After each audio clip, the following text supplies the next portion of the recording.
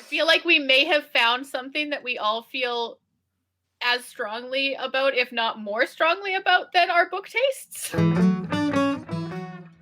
Welcome to Keep It Fictional, a weekly podcast for book lovers by book lovers.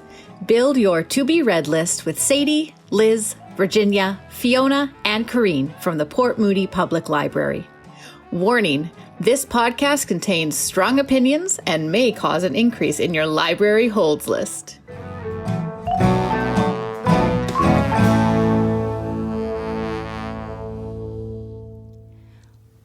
Welcome to Keep It Fictional, Special Halloween Edition.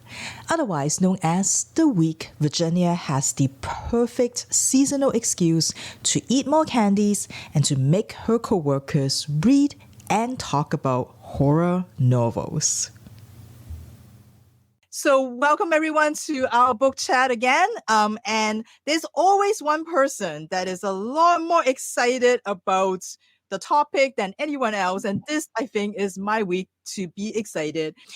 So I love horror novels, as many of you probably know, and it is very much tied to my love for books and my love for libraries, because the very first book that I borrowed from my local library branch when I came to Canada, that is my own choice, so not like a classics that I was told that I should read, is Christine by Stephen King. And at that point, I'm pretty sure I have no idea who Stephen King is, but it was one that I found in the good old paperback spinners at my library. And I guess something about the cover, something about the synopsis that attracted me to this. And I remember reading it, loving it, and then went on and binge read a bunch of Stephen King novels. Now I'm very suspicious of what I actually got out of it, because I don't like, now that I look at it, I'm like, there's no way that I understand what's going on in this book with my very questionable English at that point. But anyway, I loved it, and it started my love for books and probably my love for libraries. And I don't think I will be here talking to any of you and working in the library if not for this. So thank you, Mr. King, for inspiring that. And I think what at that point, like, being a teenager is scary enough. Being a teenager, coming to a new country, trying to learn a new language, trying to so-called make new friends when everybody in your high school already know one another, and like completely not know how anything worked in this place was mighty scary. And I think what horror novels very often does for those of us who love reading it is that it gives a little bit sense of control, because I can watch someone go through like their fears and come out alive, and it feels a little therapeutic, like you feel like, okay, well, I can do this, I just give you a little bit more that you have some control over whatever scary things that is going on in your lives. And I think the other thing, of course, for horror novels, to me, people think about horror and they think about like blood and gore and screaming, and yeah, there's lots of that sometimes, but I think a lot of horror novels are very much about the people in the books. And to have a good horror novel, you need to have that good scary thing, but you also very much need to have that very well developed characters that the readers can identify with, that the readers care about, to stand up to whatever scary things that is out there. And I think for me, who love like a character driven novel, who really need the books to have good characters so that I can actually care about them and want to continue to read it, horror novels does that really, really well. So if this weekend you feel like picking up a horror novel and if Mr. King is the only person that you can think of, well, we have at least 5 other recommendations for you today from my fellow book lovers. We have Sadie, Liz, Corene, and Fiona. So how is everyone doing today? Doing Spooky. good. Very spooky. Feeling There are spooky? two. Feeling the spooky? Yeah. Before we start, I think we need to settle this sort of age-old debate. What is the best Halloween candy? This is easy. Mine is always, from a child to an adult, was the mini versions of large adult candies. So your mini Twizzlers or your mini O. Henry bars. Everything else, garbage.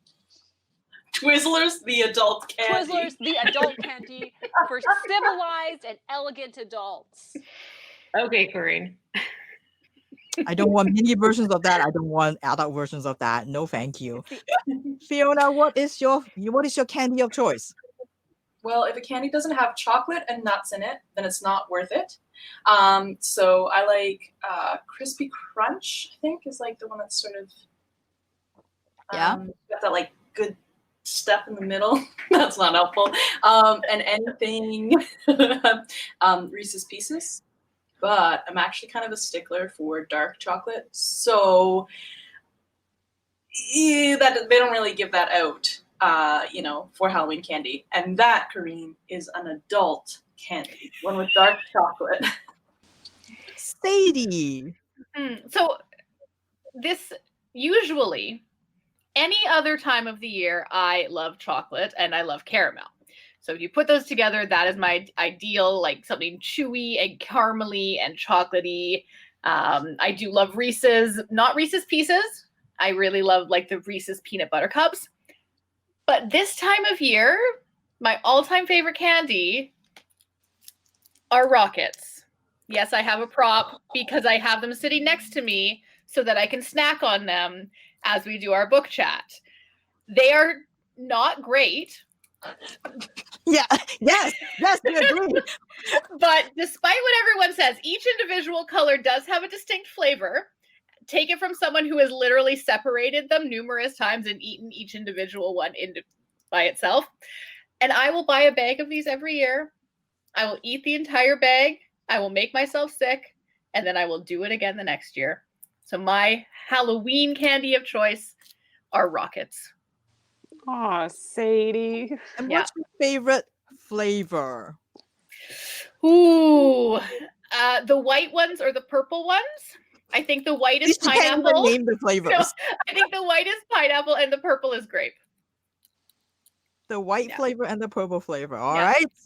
I'll save them till last. I'll separate them all out and then I'll like make little piles so I have like a whole bunch of the one flavor. It's a good strategy. Thank you, Liz. I feel like everyone else is judging me quite harshly right now, so I appreciate your kind words. Anytime. Liz, tell us so that we can judge you. Oh, it's so hard to choose. It was so agonizing. It was almost more than, what book do we pick for this week? Because I'll eat pretty much any candy if it's out on the table, in the staff room, at home, which is why I have not bought any Halloween chocolate yet this year. That being said, I do love the mini chocolate bars. Just about anything except for Mars bars. I don't like that weird nougaty thing. But I'm going to have to go with gummies here. So Sour Patch Kids, those berries, especially the real fruit ones, gummy bears. I love gummy bears. So Liz, you just said, okay, my favorite is chocolates, all chocolate bars. And then you're like, but my actual favorite is gummies, all gummies. But she did say in the beginning, she'll eat everything. So even the candy corn. Oh, I'll eat the candy corn too. I will. Stop. Me, Sadie, we're cut from the same cloth. Yeah. I have to say that with the candy corn, I can have significantly less of it before I start to feel sick than other candy. Because it's pure sugar. Yeah, that's all you need. How about you, Virginia? What's your favorite Halloween candy? I probably would say Sour Patch Kids or Starburst. Also very into the fake fruit flavors. Now, do you have a favorite Starburst flavor? The red ones. Yeah, that's because the red ones are the only ones worth eating. Exactly. Which is interesting because the box that I got recently actually has like the minis, right? So they actually have the ones that are just regular, like any random flavors. And then they have specific pack that shows the red ones. Ooh. So you only get the red and the pink one. Oh, maybe I'm thinking of the pink one then. What are the red ones? The red flavor. What do you mean, what are the red ones? Well, I'm wondering if maybe I like the pink ones. Go pink. You're going to have to buy a box and find out. I'm going to have to figure it out. Yeah, just those ones. It's great. Like they recognize that people don't care about the orange or the yellow one or whatever those are. The citrus ones are the best though, like citrus is a flavor that is. You oh, can come have on, them. guys. Normally it is, but when it comes to fake candies, no. You need those Yeah, red like- ones. Yellow and orange, no matter what you're eating, they're going to be lemon and orange. Not Unless- necessarily though, because yellow is sometimes banana. Ooh, I don't even want to take that chance. Okay. I feel like we may have found something that we all feel as strongly about, if not more strongly about, than our book tastes. Is our Starburst? Is our Starburst and our candy tastes. I guess we'll have to just buy a bunch of them and find out Mhm. this weekend. Or I could buy the adult versions of them. Well, we could be the ultimate traders of like, we'll bring in all our candy and then just offload them onto give all the rockets to Sadie. Yeah, as children, we would have been an unstoppable team. Mhm. But who eats the Tootsie Rolls? Oh, throw them straight in love the to see garbage. See, there's always someone, apparently. It doesn't matter how gross it is. There's always someone who will eat it. And then the rest of it, we just give it to Liz because she will eat everything. Yeah, basically. Cleaner upper. All going to be fine. All right, well, should we get back to books then? Now that we're all like hungry for candies and we know what we're going to do after this. That's why you have it sitting Or like next to you. during. Apparently. Not after, during this whole thing. All right, do you want to go first, Sadie, so you could like have your time eating to afterwards? to spend the rest of my time eating rockets? Mhm. Sure. Yep, that's right. All right. So I am going to preface this by saying I cannot handle scary things. I learned at a very early age. My sister used to force me to watch horror movies, and then I would sit up at night not being able to sleep, and this would happen repeatedly, and I couldn't figure out why I could not sleep. And then I thought about it, I'm like, well, because your sister makes you watch horror movies every single day because she loved them. So I finally realized that scary things are not for me. So the book that I am going to be talking about might not be the same level of horror and scariness as some of the other books that are being talked about today, but I really, really enjoyed it. It is called Spirit Hunters, and it is by Ellen O. And it is a middle grade spooky story that revolves around the character of Harper Rain. And Harper is a 7th grader, and she has just been moved by her family from New York City to Washington, D.C. And they left this lovely air-conditioned apartment to move into this old house that the heating's broken, the air conditioning's broken, and it has kind of a creepy vibe to it right off the bat. Harper is not entirely sure why they left New York, but she thinks that it has something to do with something that happened at her school that involved her and something that landed her in the hospital. She doesn't have a lot of memories about exactly what this event was.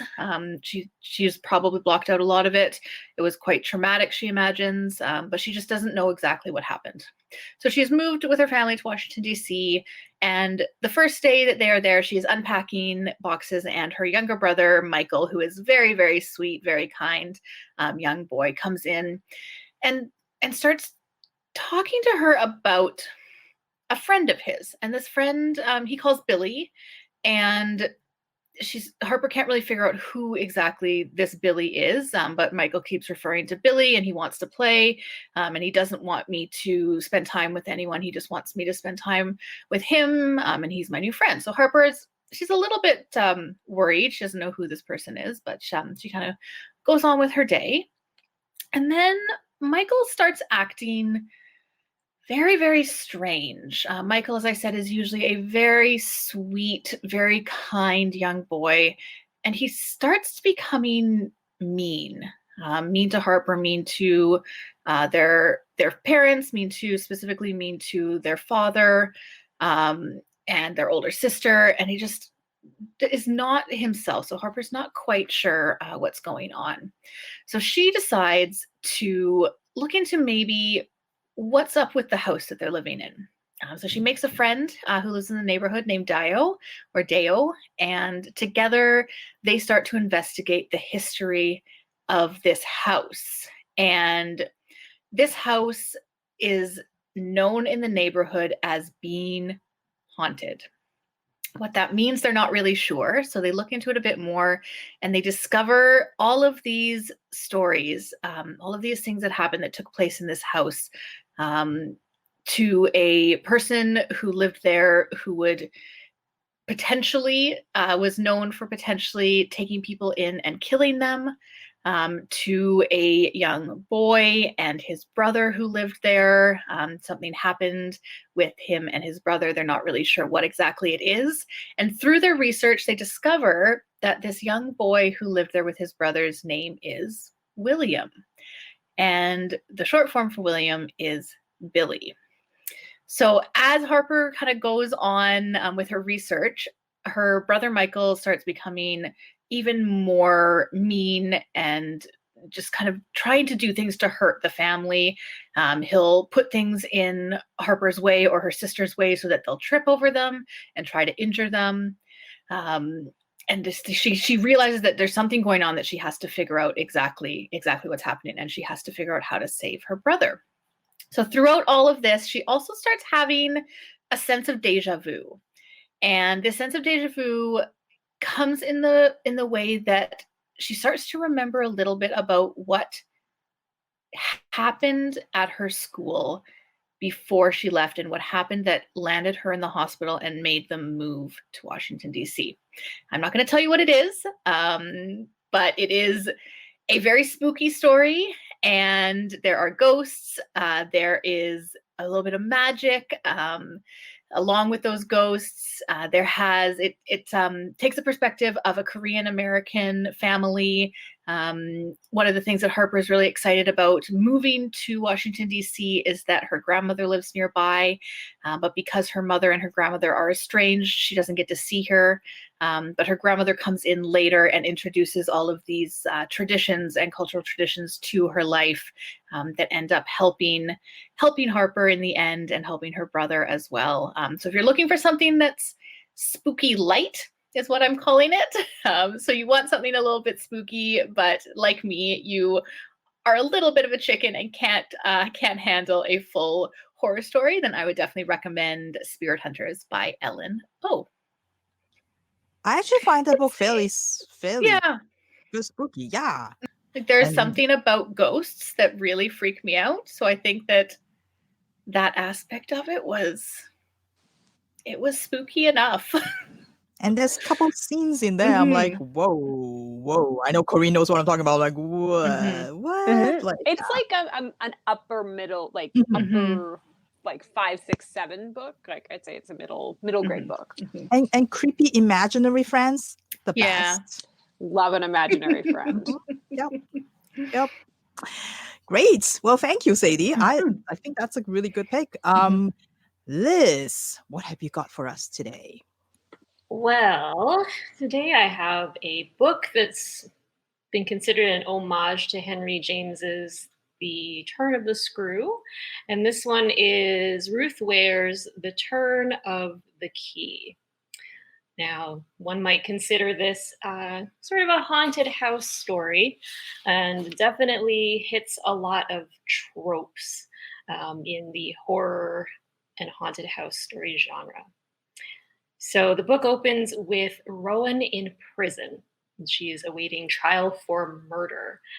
Now her story unfolds as she is writing from prison to an attorney that she hopes will take her case because she claims that she is innocent.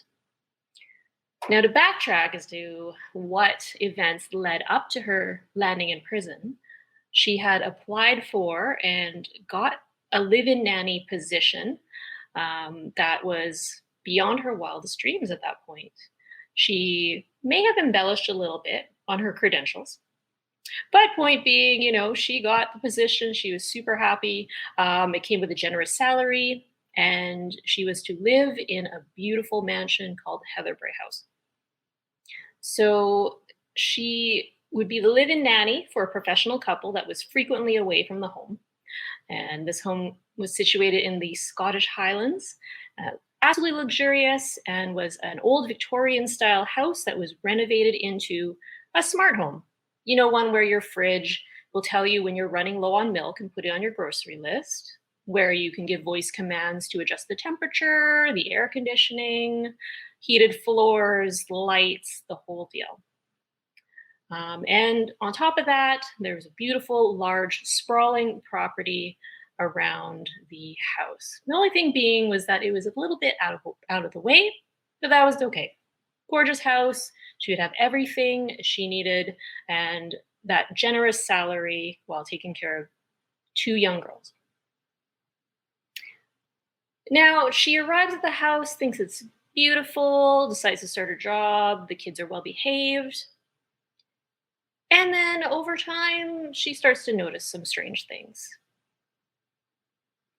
There's whispered rumors in the community about the house potentially being haunted. There's unexplained noises in the middle of the night that cause Rowan to lose sleep. There is the hot Scot handyman, who is a welcome distraction. However, as she loses sleep and keeps hearing these noises, her paranoia starts to grow. And as the reader, we start to wonder, is she being a reliable narrator? There's also secret and forbidden spaces, not just on the property, but also within the house. So if you enjoy a sort of modern Gothic take on horror, paranoia, unreliable narrators, claims of innocence over a murder, if you like stories that involve creepy children, the Washington Post bills this as the governess alone with weird children in an isolated house story, then this one may be up your alley. I found this one to be low on gore, but high on paranoia and suspense, which is exactly the type of story I enjoy. So if you like an easy read, a breezy read that's a page turner, but still scary, you might want to try out Turn of the Key by Ruth Ware. Thank you, Liz. Well, and that's the thing, because horror is never just about gore. It's nice to hear some different kinds of horror. So it's not like all typecast into like blood and gore and everything else, because it's not. Just like Corene's next book is no gore. Well, I don't know. She'll tell us. Not a lot of gore. Yeah, so I like a spook. If I'm in the mood for a spook, I am a big childhood reader of Haunted Canada and Scary Stories to Tell in the Dark, as well as a diehard fan of Unsolved Mysteries. So I like a little bit of a spook. And it's funny that Liz should mention the Gothic genre, because that is also one of my favorite genres maybe of all time. Yeah, so this is a book of someone who takes all of those early Victorian tropes of the Gothic and kind of brings them into her world. I am talking about Mexican Gothic by Silvia Moreno Garcia. And this is maybe one of my top picks of the year. It is about Noemi Taboada, who is a young, sharp, stylish socialite. And she is living the high life in 1950s Mexico with her bright red lipstick, her beautiful gowns, and her handful of boyfriends. She is called into her strongman father's office and given a little bit of a mission. Her cousin, Catalina, recently embarked on a whirlwind romance with an Englishman and was whisked away after the marriage to his estate somewhere in the countryside, very, very secluded from the rest of the world, to his estate called High Place. They haven't heard from Catalina in a little while, but they figure she's a newlywed, she's probably busy. So when they get the letter from her, they are a bit concerned. The letter from her cousin is full of suspicion. She's terrified. She says that her life is in danger. It seems like the ramblings of a mad woman. Without wanting to insult her new husband's family, Noemi's father decides to send her on a little trip to check up on her cousin and try and suss out what is really happening there. Noemi kind of glides to the rescue and ends up in this strange, secluded town with only one street. It was a former mining town, which made the Doyle family, Catalina's new married family, very, very rich, but at the cost of many, many lives. Noemi is taken to the family ancestral seat, where the Doyle family reigns in memoriam. She meets Virgil, Catalina's slinky, seductive husband. She meets the cold, cruel aunt. And above all, she meets the ailing patriarch whose wails of pain in the night shudder through the entire house. Now, Noemi has come to rescue her cousin, but who is going to rescue Noemi from this awful, cruel family with their designs on her and this strange, dilapidated house that seems to pulse with a strange energy and the strange visions and omens that happen when she sleeps. This is very much a Gothic horror story. It is very psychological, a little supernatural, a little ghosty. And I think Virginia and I have both read this one and really, really enjoyed it. So if you're looking for I'd say medium high spook this season, this is definitely one to check out. She is amazing. Like the author, she is so, and I believe she lives in Vancouver. Yes, yeah, and everything she writes is different, and they're re-releasing some of her older books. And she give you like vampire. She's got one called Certain Dark Things, which is equally good. Like mythology, we talk about gods of Jade and Shadow. And she also has, I was just reminded, she also has a really good article on 10 creepy horror novels from around the world, and all translated works. And like I read some of those based on her recommendations, and they are amazing.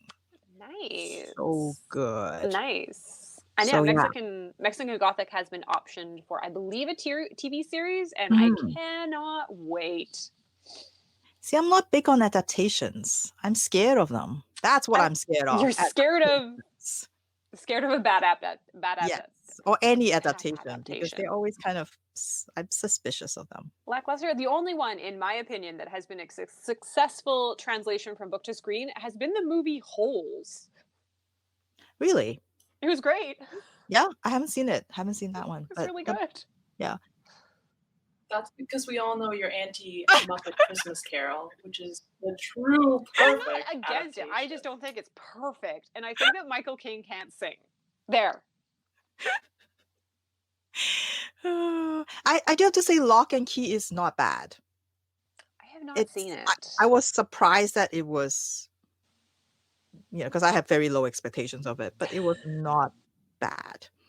And my husband, who hates horror novels, actually sat through the whole thing. So, okay, we should just have a list of horror books that are good for people who don't read horror. But again, I hope that this episode shows that it's not always about the blood and gore, whatever people think of, or scary monsters chasing people around, because it is not. So many different kinds. No, and things are scary to different people. Like, as a child, and quite frankly, as an adult, the scariest thing to me would be to look out the window and see a strange Scotsman with a bushy beard. Very specific. It's a very specific fear, and yet, and no one has written a horror novel for me. Well, there we go. Everybody who's out there listening, Corene needs that specific horror novel. Very specific. Nice. All right, Fiona, what kind of scary things have you got for us today? Well, first, I guess I'm feeling really contrary today, so I want to say that I think that you should read Lock and Key and not watch Lock and Key. It was a good enough adaptation. I felt like it was good on its own, but it wasn't a very good adaptation. They changed so many things that I liked. Yeah. It wasn't a very true adaptation, I guess. Yes, but it stands on its own. Yes. Okay. And if that inspire people to go read the comics, great. Okay. Yeah. All right. Anyway. I know Virginia and I both love Joe Hill, so yeah. Well, don't get me started. I promise not to say Joe Hill today, so. All right. Anyway, so my book. First, I want to start by saying I like horror a lot, but I have a really low tolerance. So it's like finding those things that are just perfect of like, I'm not going to stay up at night, and not be able to sleep. Or maybe I am just a little bit, but I'm going to like, be able to eventually sleep. And I'm pretty low tolerance on gore, but also on psychological thriller stuff. So yeah, I have a very like specific spot where I like to read horror from. And I think a lot of it, like when Virginia was talking about Christine, that it's like some of it is knowing that things are going to be okay in the end, or like at least that some people are going to be protected. So I like to have like strong characters who like you kind of know are going to be okay in the end. And then even if bad things happen to other people, especially to bad people, I love when people get their comeuppance in horror stories. It's like the only time I can tolerate violence. Yeah, that's all right. Anyway, so I have chosen something today that is like just at the tolerable level, like almost too scary for me. And it is actually a children's book, but it's a middle grade, but I don't recommend it to middle graders because I think it's too scary unless they're like really, really into spooky stuff. It is Thornhill by Pam Smye.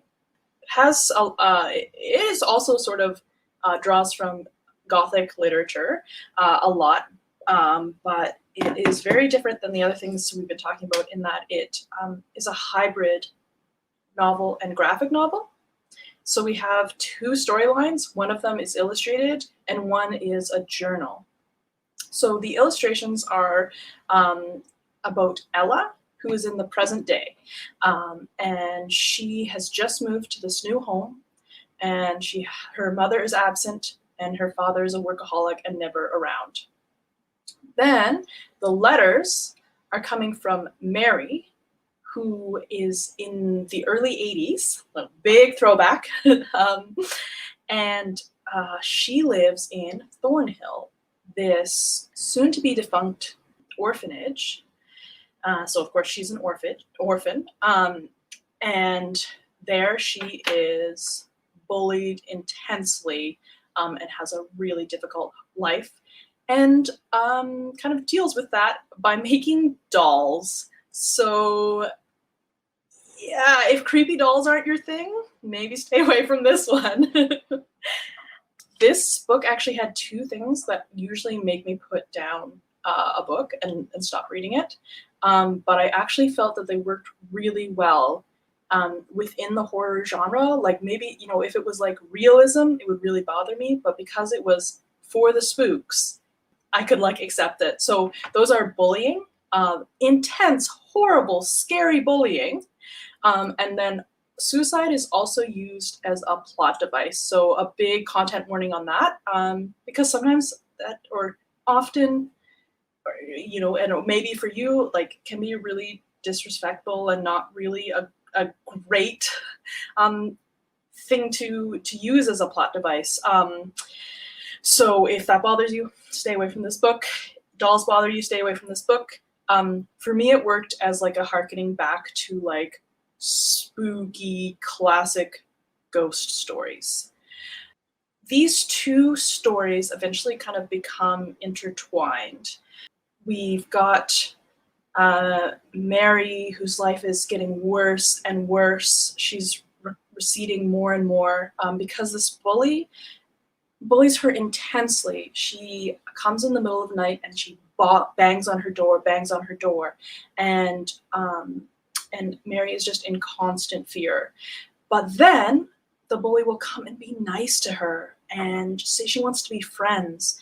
And she gets the other kids to do this as well, this like constant flipping back and forth, which like, even outside of like ghosts and spooky things, that like psychological damage that this child is like orchestrating, really spooky and awful and scary. And then on the other side, things seem a little bit better for Ella till she gets kind of like taken in by this spooky building next door, which is of course Thornhill, which is now abandoned. And Ella starts to find these dolls all strewn around, and she thinks that she sees something or someone. So in an act to kind of make friends with this being, she starts to fix the dolls. And she has a lot of time on her hands. She doesn't have a lot of attention from her parents, so that begins to absorb her. And that is where our two characters' stories cross over. Yeah, again, it's like I'm recommending it because it's just that perfect spook level. I sat in bed and I read the whole thing. It's like 522 pages, but a lot of those are like comics, and it was just that level of like, I'm so scared, but if I don't know what happens, I'm gonna be more scared. So highly recommended for people above the age of, like probably 14. Good for him.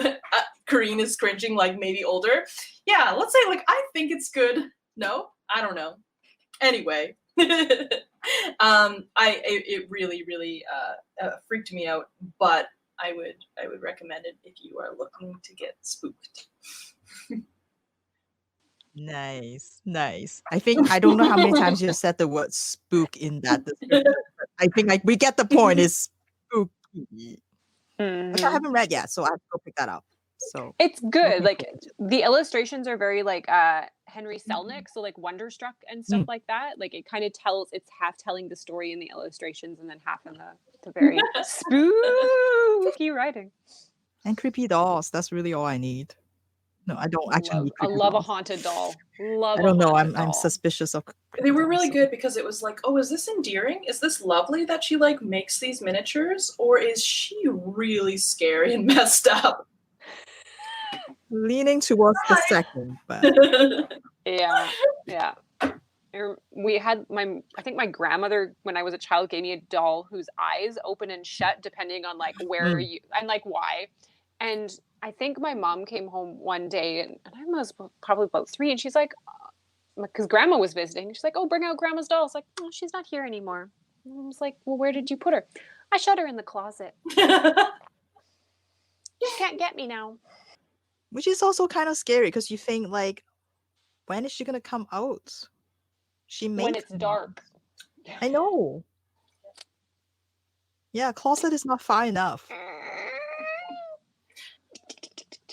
Yeah. Anyways, what are you reading, Virginia?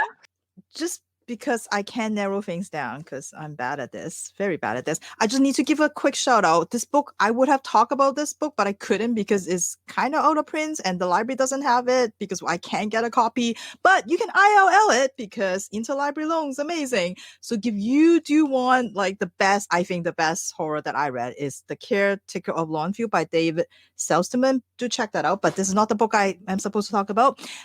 So I end up narrowing down to a book that I think really exemplifies all the things that I talked about earlier about how I love horror novels and what they really are. And it is A Head Full of Ghosts by Paul Tremblay.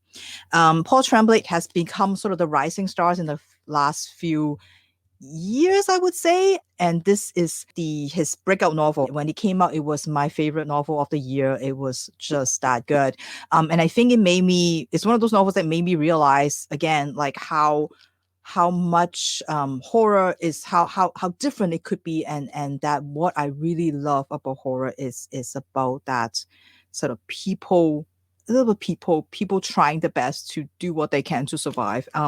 And so this is about the Barrett family. We got John and Sarah, the parents, and Marjorie, teenage daughter, and Mary, the 8-year-old girl. Things are not going well for the family. John has lost his job, and it's been a year and a half now, and he still hasn't found a new job. And my niece is tight.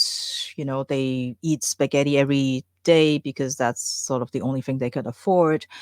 They were once upon a time a middle class sort of suburban family, but just things are not going well in the town, and every single thing sort of triggers like a big giant argument in the family. And Marjorie is not well. Now, other people might think Marjorie is just acting out. She's a teenager now, so she locked herself in the room. She acts out, she talk back. That's just normal teenager things. But Mary, her sister, will tell you that this is not the Marjorie that she used to know. Starting from the kind of stories that Marjorie started to tell her. They used to share stories. They used to make up stories about Richard's scary characters. They will open up the books and they will talk about the little characters, make up new adventures, and Mary will write them down and draw little pictures, and it always have happy endings. But now the kind of stories that Marjorie likes to tell always end up with people dying, people getting killed. And then there's these little paper notes that Marjorie leaves Mary and that she'll find in the morning. And it doesn't matter what Mary does. She would put maybe like a jug on top of the door so that when somebody opens it will fall on them. Or she'll have like baby powder all through the floor so that you can see the footprints if somebody actually walk in. She'll have obstacles around her room so that, again, if somebody walks in and while she's asleep, they will kick things and they will make noise and she will hear them. But no matter what she does, she never catches Marjorie coming in. But Marjorie will leave these little notes and telling her, last night I was in your room again and I pinched your nose, pinched it, and I didn't let go until you start gasping. Or that she would tell her how easy it is to get in her room and do things to Mary. And whenever Mary confront Marjorie, Marjorie would just laugh it off or sometimes fake apologize for what she did and tell her that, well, I'm not the same, Mary. I am not the same anymore. There are voices in my head and I can't get them out. And then there's the screaming episodes where she scream and scream in her room and her parents would try to get her out and she won't stop. And Mary was always told to stay away, but sometimes Mary will catch glimpses of her sister in her room where she's hanging on the wall like a spider. The parents don't know what to do with Marjorie. Sarah, the mother, thinks that Marjorie should go see a doctor, and she takes her to the psychiatrist, but is not improving. So John decides that her daughter is possessed, that her daughter needs a priest. In his newfound religion, after he lost his job, he decided to turn to the church, and so he took Marjorie to the priest, and the father suggests doing an exorcism. But not only that we can actually get a film crew in to document this and turn this into like a documentary, kind of like a reality show. And that, of course, will help a little bit also with the financial situation. Is Marjorie really possessed? Book is set up in a way where you get the story from Mary's point of view, but not as they were living it, but when Mary was 24 and telling the story, recounting the story to an author who is trying to write a book about her family.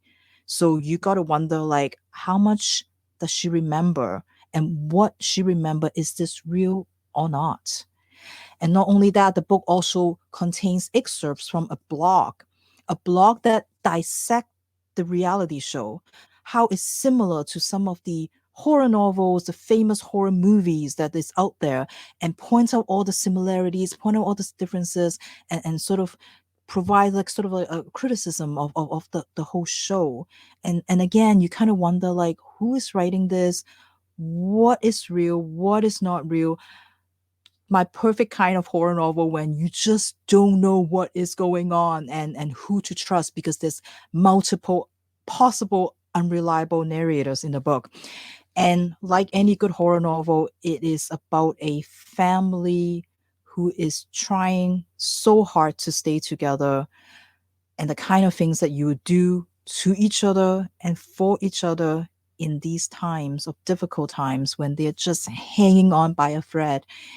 I love an ambiguous ending, as many of you know, and this one, I think after you read it, tell me what has actually happened and give you like a good exorcism story, A Head Full of Ghosts by Paul Tremblay.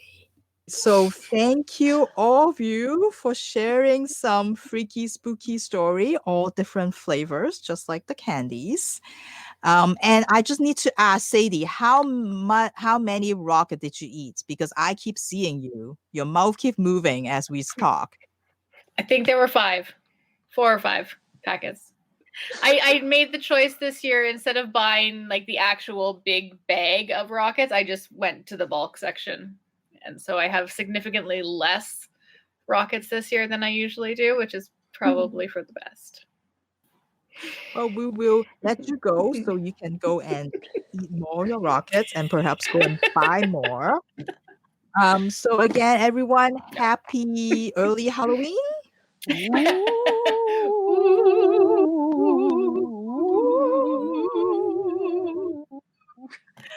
All right. Well, thank you for joining us again for our Keep It Fictional. And we will see you all next week. Bye.